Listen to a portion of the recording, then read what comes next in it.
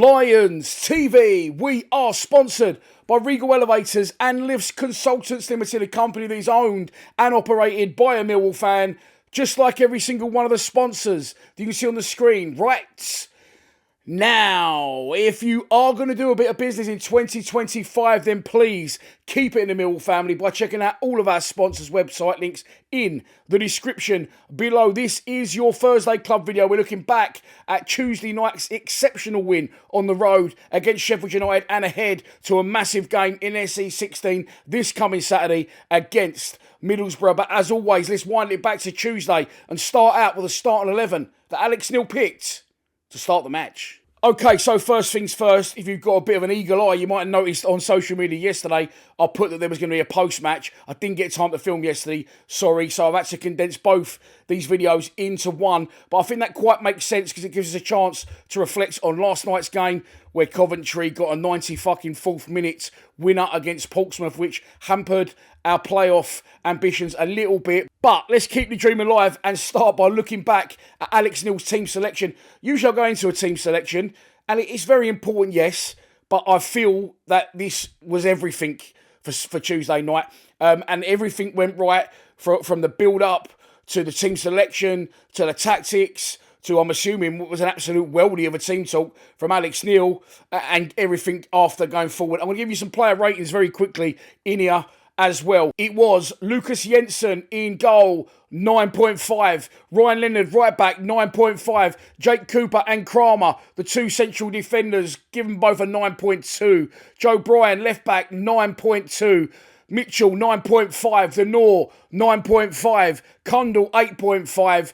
Honeyman, 9. And up front, the big Serb, 8.5. And Josh Coburn, let's give him a 9.2. Went pretty off the cuff there. The good news is there wasn't one bad rating. They were all absolutely brilliant across the pitch. Brilliant tactics from Neil, like I said. Brilliant team selection, the substitutions, but just the absolute desire, endeavour, togetherness, commitment, fitness, and ambition and belief from the squad. There's 7 terms at the top of my head. Was just absolutely unbelievable. And during my full-time reaction after the game, I was just talking so fast that I struggled to understand myself when I watched it back. And I'm getting excited again now, just thinking about it. It was absolutely everything you would want from a Millwall performance. And I did say during my live stream at one point that, of course, I didn't want to lose the game. But if we was to end up losing, you know, from the 70th minute, say, onwards, I wouldn't have had any problems with it, because just what they showed was absolutely ridiculous. And it can't always be that good in terms of executing. Well, we didn't execute all of our chances, did we, going forward? But just basically everything went right. A little bit of luck thrown in there as well. So I wouldn't have had any complaints if it would have gone the other way, because the players absolutely give it everything. I said in my preview show, absolutely not a chance in the world that Alex Neil will go 4-4-2. And there you go. I'm not always right. I'm right. I'm wrong quite a lot. But yeah, look, he went 4-4-2. Listen, I think he was all as surprised as me that did happen. But I'm glad he went with it. And weirdly, I think it makes us a lot better structured and potentially more defensive. We seemed quite happy to concede the wide areas to them. But I didn't think that really mattered, because, you know, they're not really known for whipping crosses in and scoring goals, are they, Sheffield United? To my knowledge, they're more known for them runs that I always bang on about, where I'm boring myself and I must be boring you. Them little runs in between, you know, the little triangles and the little movement in between full-backs and centre-backs, just sort of on the sides of the penalty areas. So we didn't let them do that. We got great shape, great bodies in everywhere, and we was just like a swarm of ants going around the pitch together, potentially something a little bit quicker than ants. I don't know, you let me know in the comments, but it was, honestly, it was just everything. It was just a complete Millwall performance. Without doubt, the best performance of the season, which in turn, of course, makes it, without doubt, the best performance of Alex Neil's tenure so far. And the 4-4-2 he went with, you know, I was surprised he went with the 2 strikers, like I said, but you couldn't argue with it. He brought Kundal in for Connolly, who wasn't in the squad. And he had to, of course, drop Jaff out, which allowed Kramer to play centre-back. Kramer is exciting me. He's exciting me already playing out of position. But just to see what he forged already with Cooper in that very short space of time, one game, they looked absolutely rock solid. He looked like he gave Coops more confidence. And of course, he made a goal-saving block right near the end as well. I was going to say tackle. It was more of a block. And that's where it was brilliant. But at the same time, we did get a bit of luck. Like I just said, on the left, Kundal, and I said this in my full-time reaction, it wasn't what I was expecting from Kundal, expecting him the sort of player to be what we got from him on his debut, which we haven't seen since, but you couldn't knock his effort. He absolutely grafted his nuts off and done all the dirty, unglorified work along with Honeyman. But Honeyman actually looks really good on the ball at the minute as well. And going back to the talk that I said about in another video that I'm assuming Alex Neil has had with Honeyman, which sort of rejuvenated him. It was as if he'd spoken to the whole squad, and I don't know what he said to him. Maybe he just said, look, it is what it is. Let's just fucking go for it. No fear. And they played with such confidence. They played with the confidence of a team that were top of the league and have been on a massive winning run. And we've won in a few games recently. We lost to Sunderland away. We beat Portsmouth and we beat Stoke. Unspectacularly, I think it's fair to say. We grafted for both those wins, especially in the second half against Pompey. We just look like a different animal on Tuesday night. We looked full of confidence. We looked like we was sort of saying, all right, we'll go toe-to-toe with you. You're no better than us. And we didn't give more credit to Sheffield United than they deserve when I feel we have done that in the past, especially when we go one up front, away from home. Leeds, for an example, quite recently, we conceded early. And we just looked like we knew we was on a hiding to nothing there. We was trying to keep the score down from the first minute, as opposed to, no, you know what, we're as good as you. We're going to go toe-to-toe. And that's exactly what we did. I don't know whether we took a little bit of extra confidence from the fact that they're up the top and they're feeling the pressure back in front of their own fans, of course, and off the back of a 1-0 defeat to Oxford at the weekend. So 2 defeats in a row for Sheffield United, and now both, I can include Burnley and Leeds, all 3 of them are limping towards the finish line. Burnley, of course, currently top of the shop, I believe. Leeds did win at Middlesbrough, which done us a favour, and will play into the preview, which I'll go on to shortly. But getting into the game, I was thinking, shades of Leeds against, don't concede early. They have one chance where I wouldn't say they caught us napping because they play a short corner. It's whipped across the box, straight off the training ground. It's a really good move. Ryan Brewster runs to the front post and he sort of gets a flick on it and he just curves away from the post. But I felt we did as much as we could do there. Casper Denor got straight in there, closed the space, and Brewster didn't have a lot to aim at, but he in fact nearly found it. But luckily for us, he didn't on that occasion. Then from there, we kicked into gear and we was looking good coming forward. We was confident we're going to get the ball into these areas and we're not going to keep going sideways, backwards, back to the keeper. We kept the ball quite well possession-wise and we started to create a few chances and then we get the goal and it's an absolutely brilliant team goal. It's one of those goals that I always see on the EFL show and go, why don't we score goals like that? It was brilliant. It was Kundal who actually originally won the ball, gives it to Billy Mitchell. Mitchell out to Leonard back to Mitchell. Then Billy Mitchell gets his head up. He plays a brilliant forward pass to Casper Denor, made a great run. Casper sort of tried to do what Coburn did. He sort of turned and then he realised he had people around him. So he then improvises. He stabs it through the little area into Coburn, and then Coburn's still got a lot to do by that point. He takes his first touch and turns in one motion and then fires it from an angle straight into the back of it. An absolutely brilliant goal. And then we was 1-0 up. After that, they had one chance, Sheffield United, up the far end, and Lucas Jensen got man of the match, voted on the club's official website or Twitter page, whatever it was. But it was a really good save.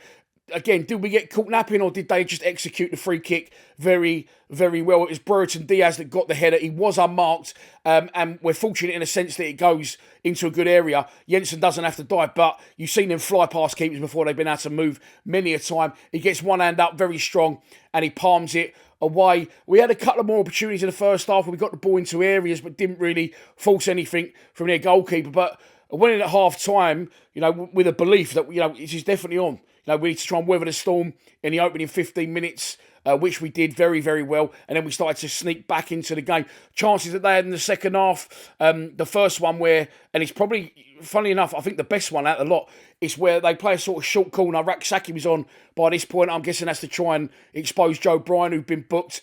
He cuts in, he hits a shot, goes through a lot of bodies, and Jensen has to dive.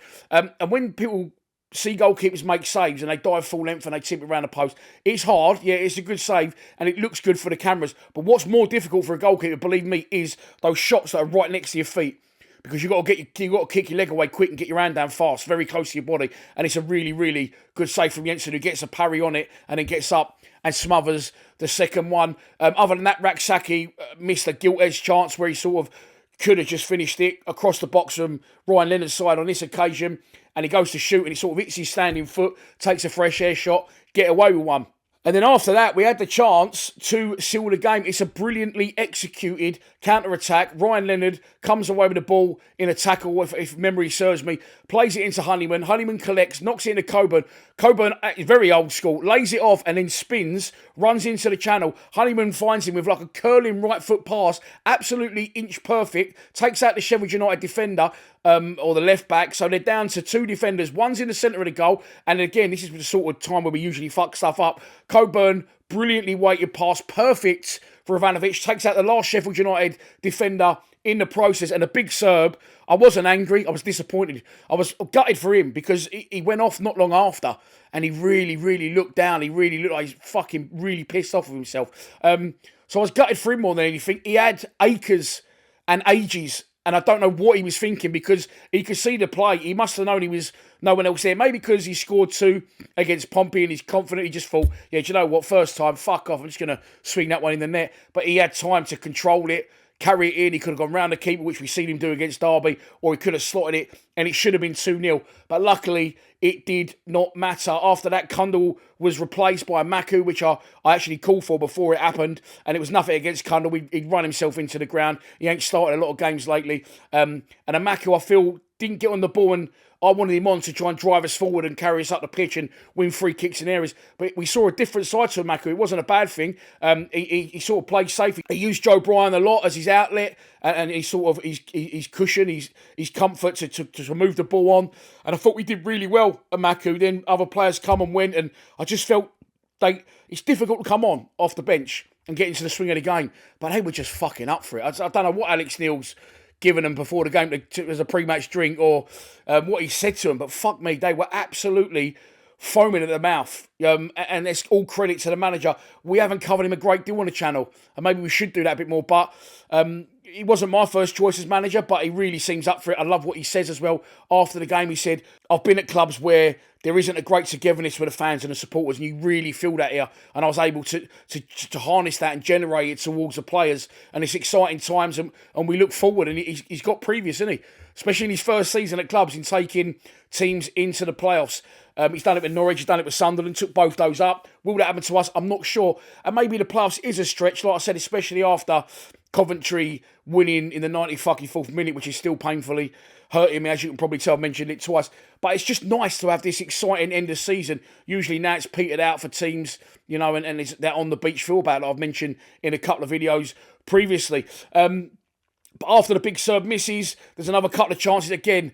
A good save by Jensen, shot from distance where he dives and he scoops it up. But there was 2 Sheffield United players coming in. We do see him parry quite a lot of shots, but he held on to that with players coming in, charging down at him. It's easy sometimes to take your eye off the ball as a keeper and spill it. He doesn't do that. And then also nearly a moment of absolute fiasco where the ball comes across the box. Kramer does, where he gets his foot in the way and then it sort of bobbles and hits his other leg, which then sends it goalwards. Jensen's going the other way.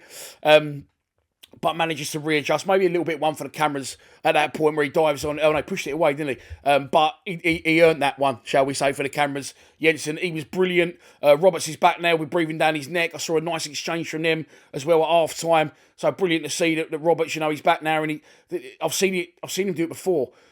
The excitement in Roberts and the passion when he plays, but also when he doesn't, really, really geeing up Jensen, and fair play to him for building that bond between them. It'll definitely help, believe me, on the training ground every day when keepers get on well, when they're trying to push each other to be at their best. And Jensen, along with the rest of the team, was definitely at their best. I think there was one other chance we had in the second half. When I watched the highlights back, it seemed like it was quite one-sided. It didn't feel that way during the game. And then by the end of sort of injury time, we managed the game out really well. And I didn't feel, the longer it went on, the less likely I felt that we was going to concede. Whereas usually, the longer it goes on, the shitty bum time, the dreaded 10, my dad used to call it all the time when we used to play away. We always concede in the last 10 minutes. But we didn't. The other chance, sorry, I just skated over, was the cross from Leonard, where it comes in. And it was Coburn who sort of doesn't manage to get his head up right. I don't know whether the defender jumping in front of him distracted him from that. But the performance of the season, absolutely sensational from the manager, who was probably actually man of the match. Someone put it in my comments and I'll make you right. Right through to the players and all the substitutions. You can't ask for any more. We don't want to moan on fan channels, and we won't get that level every week. but it's a brilliant 3 points and it sets it up beautifully for this Saturday's game at the Den against Michael Carrick's Middlesbrough. And so, what will Alex Neil do on Saturday in what I'm sure will be a sold-out SE16? Here comes the bad news. I didn't realise. Fair play to Kieran. He said it straight after full time against Sheffield United. Josh Coburn will be unavailable to play as Middlesbrough are his parent club. So what will the gaffer do? There's going to be some heavy legs after Saturday. I'm not sure he'll chop and change it too much. Obviously, the keeper's going to stay in. The back four will be as you were. I think Mitchell and Denor will continue as well. I think you're best off going with a 4-4-2 now. I can't see any need to change it. We're back-to-back wins, so it will be stupid to change it. So you're going to have to get someone in. I'm not sure what's happening with Connolly. I think you might see Kundal drop out and a Maku come in to be a little bit more attacking because both teams absolutely need the win. Honeyman, and rightly so, will continue on the right-hand side. But up front, I think you're going to see the big Serb partnered by Macaulay Langstaff, who seems to be back in favour a little bit under Alex Neil. Come off the bench at Sunderland, come off the bench the last two games as well on both wins. So I think you'll see Langstaff come in. The only other option you could do, which I wouldn't mind seeing, is putting a Maku up front with Ivanovic and leaving Kundal on the left. I don't think that Alex Neil really sees, or no manager that's ever been at Millwall, sees a Maku as a striker, but I wouldn't mind to see that, absolutely not. But I think he will go with a Maku on the left and Macaulay Langstaff up front to partner the big Serb in the only two changes. Let's move on to our opposition. As I've already mentioned, it's Middlesbrough. Managed by Michael Carrick, he must be one of the longest serving managers in the division, surely now. They have won 3, drawn 1 and lost 1 of their previous 5 league games. Their loss was, as I mentioned earlier, last time out against Leeds at home in midweek, which sees Borough sitting 7th in the table, 3 points above us, although that goal difference will probably count as an extra point come the run-in. A win for us, of course, would see us go level on points with them and potentially just 2 points behind the many times mentioned Coventry City. In other games in the division, West Brom are at home to Watford, so one or both of those could potentially be out the running come 5 p.m. on Saturday. Below that, there is not a lot left to talk about. The rest of them are out the equation, and the playoffs is, in my opinion, still definitely on Coventry. They've got some difficult away games to go and face against Luton and against Plymouth, and they're fighting for their lives, as well as a game against Middlesbrough on the final day. It is still all to play for. Let's move on to a prediction.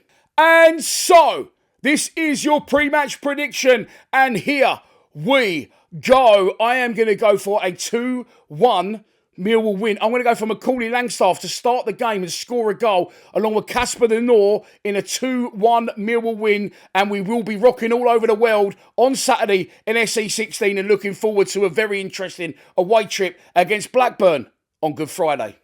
And so that's your lot for this Thursday club. I've absolutely worked myself into a frenzy there. I'm very, very excited. I hope to see you in beautiful South Bermondsey on Saturday. Let's hope the sun's shining, but more importantly, let's hope for 3 points. Please subscribe to Lions TV.